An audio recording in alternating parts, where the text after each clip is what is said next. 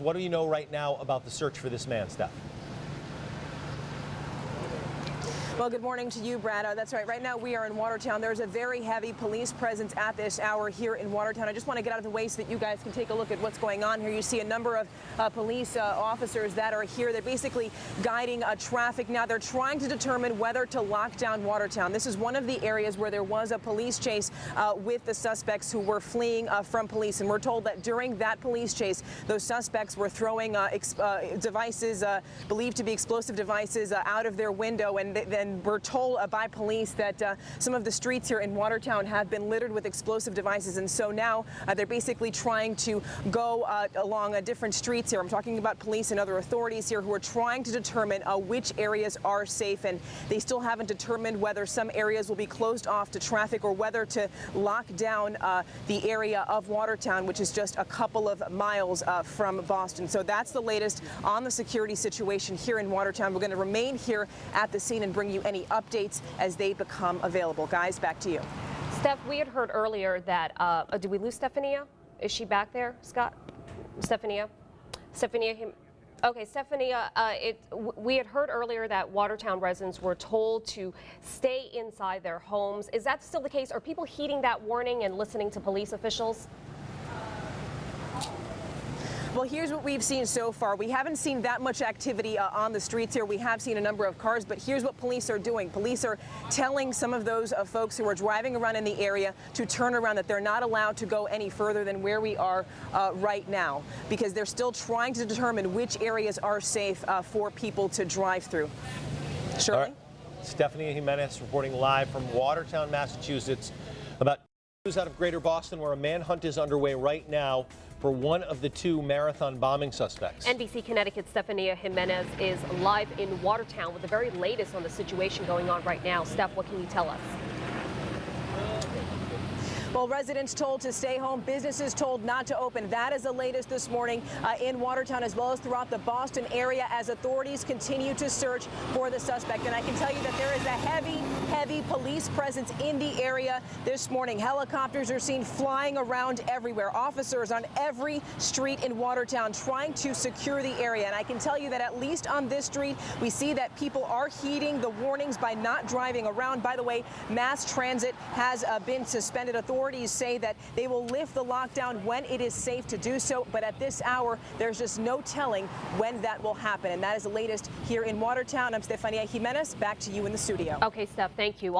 So here in Manchester, people woke up to 3 feet of snow. And if you look behind me here, you see the road and you can actually see the asphalt here, but it's very deceiving. There are just some areas that are in good shape because most of Manchester is in the snow, and those that are venturing out and trying to see if they can give it a try are turning out and finding out very quickly that this is going to happen to their car. Many people blowing their engines out. We're here at the Mobil gas station where it's pretty much snowed in here, and my friend Al, this is your car. Yes, it is. You ventured out today. What were you coming out for?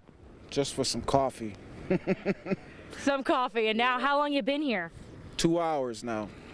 And I got maybe about 8 jumps, and they give me a jump and then they just drive off. I can't get out the snow. How are the roads from your home to here at the Mobil?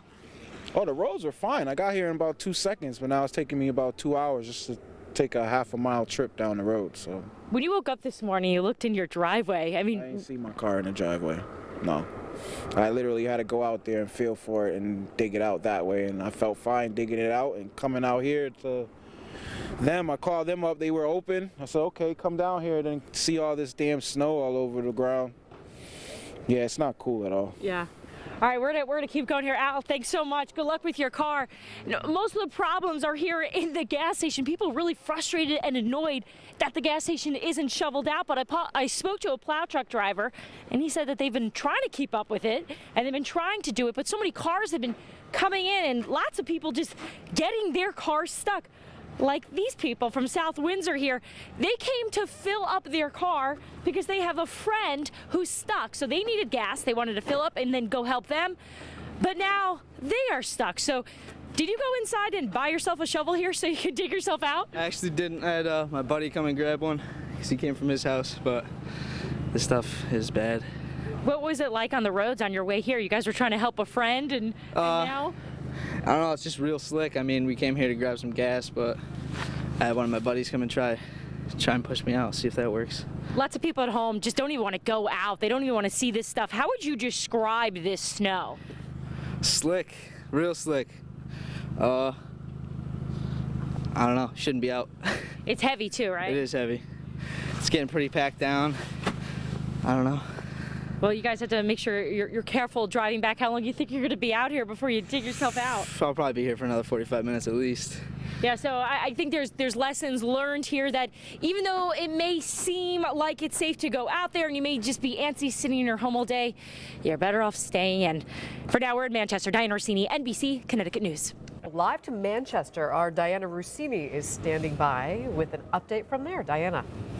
Hey, Lisa, Brad, this mobile gas station has been sort of Grand Central Station. It's one of 2 gas stations that have been opened for the last 24 hours. Unfortunately, the bad news is they just closed. The clerk inside told me that he's been on for 27 straight hours and he was exhausted, so he had to shut down for a few hours because the guy that was supposed to come in to relieve him can't get here. So he's going to go home and try to rest. He walked home. We watched him walk away there. So hopefully he'll be able to come back here to open up because they've been giving us hot coffee and food, and lots of people have been coming in here to fill up, and we've met lots of people, and we had an emergency responder team in here about 10 minutes ago, and I asked the guys, I said, what is the most common call you're getting? And they said in South Windsor and in Manchester, they've taken over 25 calls of people getting their hands stuck in those snow blowers. He said the best way to describe it would be people sticking their hand in just a sharp blade that's moving and rotating like a lawnmower. So he said that's the most common. And the second one, which really surprised me when he first said it,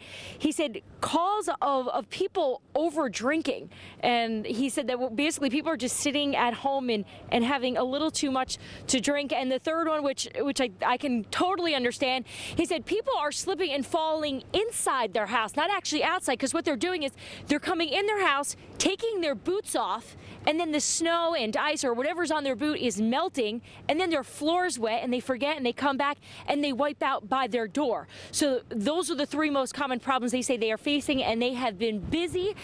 And speaking of people that have been busy, the most common thing we have seen today, people stuck. This poor couple here, they do not want to be on camera, by the way. They have been here since 1 o'clock.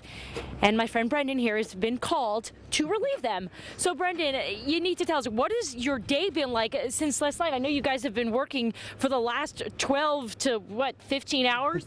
Yeah, it's definitely been a crazy night. You know, if you guys don't have to go out of the house, definitely don't go anywhere. I mean, whether 4-wheel drive or not, it's just been absolutely crazy. So it hasn't just been sedans. You've seen SUVs, cars, those that are prepared for these kind of conditions. They're the ones having problems as well? Absolutely. I mean, everywhere there's plow trucks stuck. I mean, it's definitely not something we were prepared for. It was definitely more intense than we expected. This gas station here, you came to relieve them, and you know, you came to relieve our friend Al back there. You may have seen my report earlier. Al's been stuck since 1 o'clock. They've been hanging out at this gas station. Brendan, you're their hero here because you're going to get them out. Well, I'm going to do my best, and just everybody out there stay safe. The governor's lifting that travel ban now, but do you think that your night is just going to continue to be just as busy now that people are going to think that they can get back out on the roads? I definitely think it's definitely going to get busier as people attempt to get out, and I mean, it's definitely going to be till the end of today before all of the roads are clear, even maybe until tomorrow. Okay, thank you so much. So you hear from the professionals, you stay off the road even though you're allowed back out there. And, you know, we've been watching people at the intersection by Buckland Hills Mall for the last few hours. People not really caring about speeding. So even though some of the roads may look clear, you still have to take it easy. Some of these main roads are starting to look a lot better, but as you can see here at this intersection, we still have traffic lights that are out. There are still many more problems. So if you do have to go out there, really, unless it's an emergency, you should probably just stay in, as Brendan had said. So we're live in Manchester. Diana Orsini, NBC Connecticut News. Brad, Lisa, back to you.